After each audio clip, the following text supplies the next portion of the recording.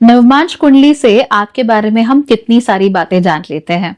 आप अंदर से कौन हो, आपके हिडन फीचर्स कैसे हैं, आप क्या बनोगे आगे चल के, और शादी में आप कैसा बिहेव करोगे। ये सारी बातें नवमांश कुंडली से बहुत आसानी से जानी जा सकती हैं। और अभी तक हमने नवमांश कुंडली के लग्नों में से 8-9 लग्नों की बातें कर ली हैं। आज हम बात करेंगे 10वें लग्न की, जो है मकर यानी कि Capricorn. So let's get started. अगर आपकी नवमांश कुंडली में कैप्रिकॉर्न लग्न है तो इसका मतलब ये है कि आप लोग बहुत ज्यादा इमोशनली सेंसिटिव हो। दुनिया को आप कितना भी अपने आप को टफ दिखाने की कोशिश कर रहे हो, सच तो ये है कि आपके अंदर इमोशंस बहुत एक्टिव रहते हैं। इमोशंस हमेशा उमड़ घुमड़ करते रहते हैं और आपको इमोशनली चोट भी बहुत जल्दी लग जाती है। बट एज आई सेड, आप इसे एक्नॉलेज नहीं करते।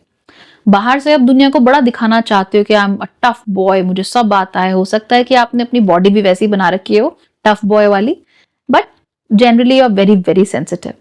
आपको किसी की कोई व्यक्ति गलत तरीके से आपकी तरफ देख भी लेना तो वो भी आपको बड़ा फील हो जाता है, राइट? अगर आपने किसी को हेलो बोला और शायद उसने ध्यान नहीं दिया, गलती से ही सही ध्यान नहीं दिया, तो you actually feel it a lot.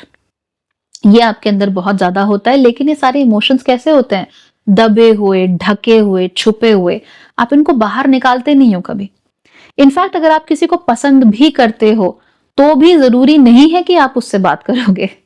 ये हो सकता है कि आप उसे देखो, हेलो बोल दो मैक्सिमम, और एकदम नॉर्मल बिहेव करने की कोशिश करो, and you are very successful also in doing that. But आप 100% कभी खुल के अपने दिल की बात उनसे कह नहीं पाते, बिकॉज अपने इमोशंस को बाहर लाने में आपको खासी तकलीफ होती है। खास तौर पे अगर ये इमोशंस इंटीमेट किस्म के इमोशंस हो तो वहां पर भी आप हर वक्त सैक्रिफाइस करने के लिए तैयार रहते हो। आई डोंट अंडरस्टैंड ये क्यों करते हो आप लोग। मतलब आपको बलिदान देना है, राइट? आपको पता नहीं, आपके दिमाग में ऐसा कुछ होता है कि मुझे बलिदान करना होगा इस चीज का, मुझे बलिदान करना होगा अपने प्यार का। तो आप किसी से बात कर रहे हो and you like that person, आपका उनमें बहुत इंटरेस्ट है, आपको मालूम है कि उनकी और आपकी आपस में बहुत बनेगी, बहुत अच्छी जोड़ी है, you will be amazing, but आप बोलोगे तो है नहीं। अब ऐसे में उससे कोई और बात करने लगे तो आपने अपने दिल में उसका बलिदान दे दिया, सैक्रिफाइस कर दिया उसे किसी और के लिए। इनफैक्ट किसी और के लिए क्या, उसकी अपनी खुशी के लिए। क्यों? क्योंकि वो व्यक्ति किसी दूसरे व्यक्ति के साथ आपको बड़ा खुश लग रहा था। तो वो लड़का या वो लड़की जिसे आप प्यार करते थे, आपको लगा कि यार ये उसके साथ ज्यादा खुश है, मेरे साथ क्या मिलेगा इसको, है ना? मैं बोरिंग हूं और मुझे कुछ आता नहीं है, blah blah blah blah blah. So you will be like, you know इसको इसके साथ ही रहना दो, उसको वही खुशी मिलेगी। तो आपने पहले खुद ये डिसाइड कर लिया कि आप कुछ नहीं हो, और फिर आपने अपने आप ही डिसाइड कर लिया कि वो व्यक्ति किसी और के साथ ज्यादा खुश है। How on earth did you become so judgemental, and who gave you the right to decide? किसने आपको हक दिया है डिसाइड करने का कि दूसरा व्यक्ति किसके साथ खुश है और किसके साथ खुश नहीं है? वो तो वो व्यक्ति डिसाइड करेगा ना अपने लिए। लेकिन वो डिसाइड करे भी तो कैसे? आपने तो कभी उसे चॉइस दी ही नहीं। तो जब आपने चॉइस दी ही नहीं सामने वाले व्यक्ति को, तो आप कैसे कह सकते हो कि आपने सैक्रिफाइस किया? सैक्रिफाइस तो तब होगा ना जब सामने वाले को मालूम हो, एंड देन या तो वो अपनी चॉइस करे या फिर आप सैक्रिफाइस करो। ये क्या है, एक ही तरफ से अपने आप कुछ सोच लिया और उसके बाद अपने आप ही सैक्रिफाइस करके देवदास बन गए। Not good. Do you want to be Ajay Devgan from Hum Dil De Chuke Sanam? Don't do that. That should not be your ideal. Okay? मकर लग्न अगर आपका D9 में है, you are very deep thinkers. आप सोचते बहुत ज्यादा हो, आपकी लेकिन सोच बहुत गहरी होती है। So you are not an over thinker, you are a deep thinker. आप चीजों को गहराई में उतर जाते हो, गहराई से उनको समझते हो। सारे इफ्स एंड बट्स को आप लोग समझ जाते हो बहुत आसानी से। इसके लिए आपको अक्सर किसी और की जरूरत नहीं होती। इनफैक्ट अगर हम आपको किसी बिल्कुल नई सिचुएशन में भी फेंक दें तो भी आप बहुत जल्दी फिगर आउट कर लोगे कि वहां पर कौन सी चीज काम करेगी और कौन सी चीज काम नहीं करेगी। तो ये एबिलिटीज आप लोगों के अंदर बहुत अच्छी होती है। You are very perceptive in this way, because आप सोचते बहुत ज्यादा हो, बहुत डीपली हो इनफैक्ट। तो ये डीप थिंकिंग की वजह से आपको काम में तो कम से कम कभी समस्या नहीं आती, और परिवार में भी जब आप अपनी जिम्मेदारियां निभा रहे होते हो तो आपको कभी समस्या नहीं आती। आपको मालूम है कि भाई हमारे घर में 4 लोग रहते हैं, तो एक टूथपेस्ट की ट्यूब जो है वो 20 दिन चलती है। इसका मतलब मुझे महीने में कम से कम 2 बार एक टूथपेस्ट की ट्यूब लानी पड़ेगी। तो आप आपने प्लान बना लिया, आपको मालूम है कि ऐसा होता है, ऐसा होता है, ऐसा होता है, तो आप रेडी हो उसके लिए। कैसे रेडी हो कि आप लाओगे ही 2 टूथपेस्ट की ट्यूब हर महीने, क्योंकि आपको मालूम है कि उसने यूज हो जाना है और उसको पूरा इस्तेमाल हो जाना है। So you plan very well, right? आपके दिमाग में अच्छी प्लानिंग है कि ये तब हो जाएगा, ये तब हो जाएगा। राजमा बड़े दिन से घर में पड़ी पड़ी सड़ रही है, तो उसको ऐसे नहीं करने देते, आज राजमा बना लेते हैं ताकि फिर मैं दोबारा फ्रेश राजमा लाऊं और अगली बार से फ्रेश मैं वो दाल बनाऊं। तो खाना खराब कैसे नहीं करना, उसको यूज कैसे करना है, चीजें कैसे खराब नहीं होने देनी, कहाँ उनको इस्तेमाल करना है। तो ये जो फिट करने वाली बात होती है ना कि everything is at the right place, everything is happening at the right pace, ये सब आप बहुत अच्छे से कर लेते हो। You're very good at this, but when it comes to your own emotions, you're like, I want to sacrifice. Don't sacrifice. Okay? आप लोग बहुत बहुत इमोशनल हो। और अगर आपके पार्टनर केप्रिकॉन लगने के हैं तो मैं आपको एक सीक्रेट बताती हूँ जिसके थ्रू आपकी शादी मतलब यहां से यहां चली जाएगी ऑन अनदर लेवल। सीक्रेट ये है कि ये लोग बातूनी होते हैं बहुत ज्यादा। They are very talkative. हर किसी से बात नहीं करते ये लोग, लेकिन इनके अंदर बात करने की जो इच्छा है ना वो बहुत ज्यादा होती है। They want to talk like crazy. इसीलिए अगर आपको लग रहा है कि यार आपके केप्रिकॉन वाले जो पार्टनर है सब कुछ ठीक है पर कुछ कुछ बात नहीं आ रही, कुछ स्पार्क नहीं आ रहा, मैं बताऊं स्पार्क क्यों नहीं आ रहा है? मेरे पास बातचीत नहीं हो रही और इनकी बेसिक नीड है कि कोई उनके कान चबा जाए बात कर करके। दे लव इट। तो आप क्या करो, आप इनको एंगेज करना शुरू करो धीमे धीमे करके। आप उनसे बातचीत करना शुरू करो। पता है बातचीत कैसे करो?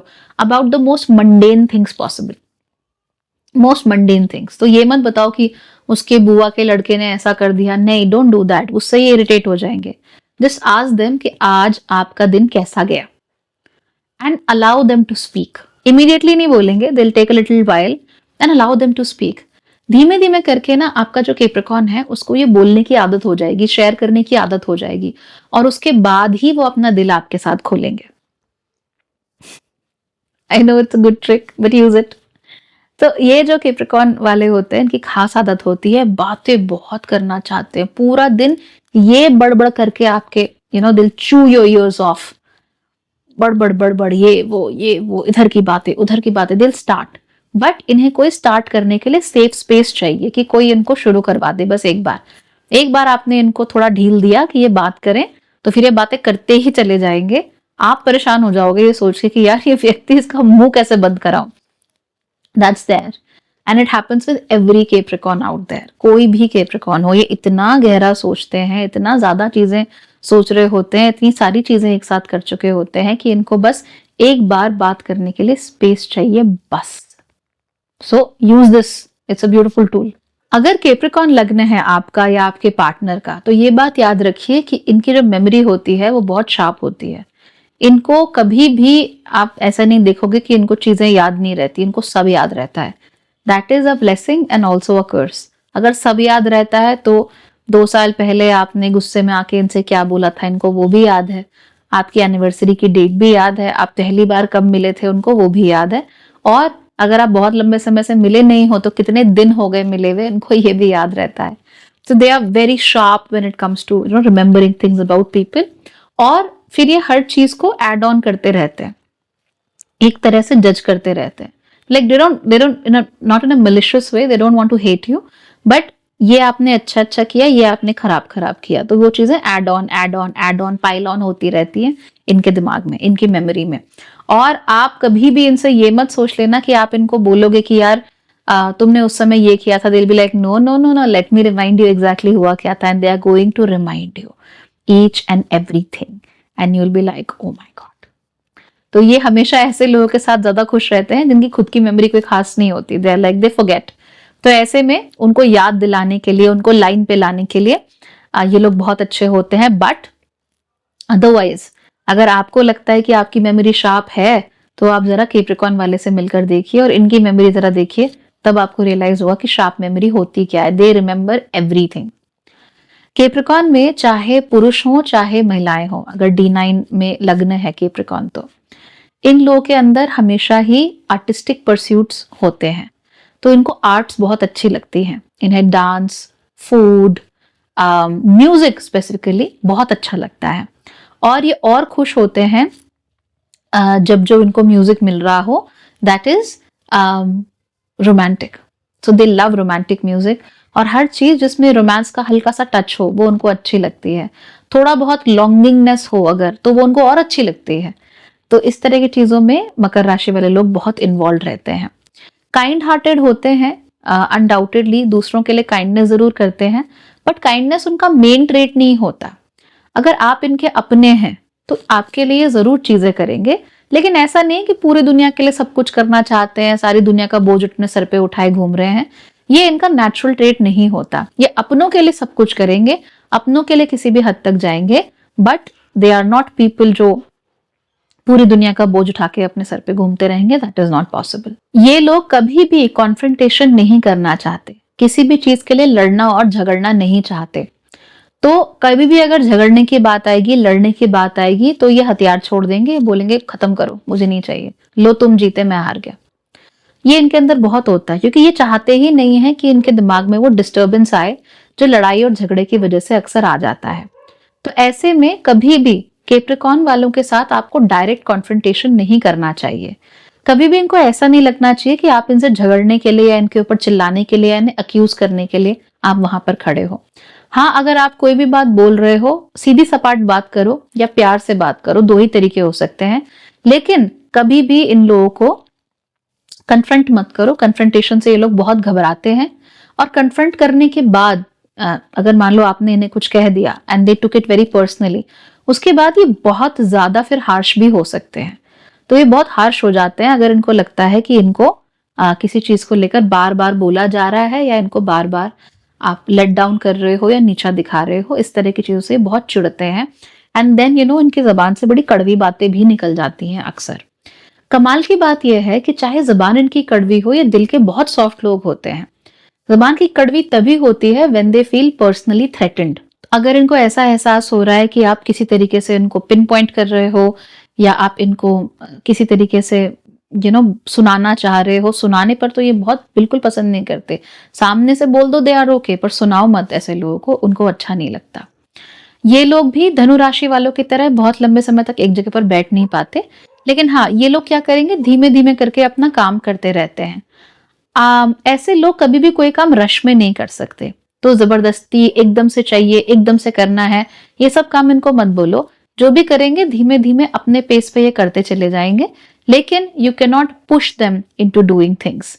स्पेशली अगर ऐसे में कोई मंगल प्रभावित बहुत व्यक्ति हो, जैसे एरीज राशि वाले लोग हों, उनसे उनको बहुत इरिटेशन भी हो सकती है, क्योंकि वो लोग चाहते हैं कि जो हो अब भी हो, अब भी हो जाए। लेकिन कैप्रिकॉर्न राशि वाले ऐसे नहीं होते। वो कहते हैं कि ठीक है यार, let's take our own sweet time, let's make things happen, अब जो भी होगा आराम आराम से हम लोग कर लेंगे। कैप्रिकॉर्न राशि वाले अगर आपके पार्टनर हैं, इन दैट केस मैंने जैसा कहा ना, पहली बार तो बातें आपको इनको खूब करने देनी चाहिए, लेकिन इनकी आंखों में देखना ये इनको बहुत अच्छा लगता है। दे love steering into each others eyes, that's almost their love language. और उसके साथ साथ ही ये लोग डोमेस्टिसिटी को बहुत इंजॉय करते हैं। जैसे आप साथ में हो, आपने खाना बना दिया, उन्होंने बर्तन धो दिए। आप पॉपकॉर्न बना रहे हो, उन्होंने चाय बना दी, फिर साथ में मिलके आप मूवीज देख रहे हो। तो ये जो बहुत डोमेस्टिसिटी होती है ना, ये बहुत अच्छी लगती है इन लोगों को। दे लव कडलिंग, दे लव स्पेंडिंग टाइम टुगेदर, दे लव डूइंग नथिंग टुगेदर, दे लव बीइंग साइलेंट टुगेदर। इस तरह की चीजें उन्हें बहुत अच्छी लगती है। उनको लगता है कि आप इनकी जिंदगी का एक हिस्सा बन गए हो, जहां पे आप अलग से शाइन आउट नहीं कर रहे हो, अलग से ग्लिटर नहीं कर रहे हो, या अलग से स्टैंड आउट नहीं कर रहे हो, but you have just blended into their lives. ऐसी जो ब्लेंडिंग होती है, ये मकर राशि वालों को बहुत पसंद होती है, and then they go out of their way to help you, to take care of you and to love you. Generally अगर आपकी मकर लग्न है, अगर आपकी D9 कुंडली में, तो जो भी आप काम करते हो वहां पर टॉप पे पहुंचने की कोशिश करो, और इस बात का खास ख्याल रखो कि आप अपने वीनस को एक्टिवेटेड रखते हो। वीनस को एक्टिवेटेड रखने के लिए आप लोगों को अपनी पर्सनल खूबसूरती पे बहुत ध्यान देना है, और अपने एनवायरनमेंट की खूबसूरती पर भी बहुत ध्यान देना है। हर चीज को अच्छा रखो, look good, feel good and stay in amazing spaces. बहुत ऐसे स्पेसेस जहां पे बिखराव होता है, कपड़े, बाल, बहुत बिखरे हुए हैं या जगह ही बिखरी हुई है, कोई सेंस ऑफ डिजाइन ही नहीं है, कोई हार्मनी ही नहीं है, कोई बैलेंस ही नहीं है, वहां पे आप मत जाओ। काले काले कपड़े मत पहनो, सर से लेकर पैर तक। Do not wear black clothes. हर वक्त आप पजामों में मत घूमते रहो। घर से बाहर एथलीजर पहन के मत निकलो। Look good, look dapper, look amazing. And फिर आप देखिए आपकी किस्मत आपको कहाँ लेकर जाती है। You will be very happy with whatever किस्मत is providing you. Alright, okay then everybody, take care of yourself. अगली बार बात करेंगे कुंभ यानी कि एक्वेरियस लग्न की। Bye bye, take care.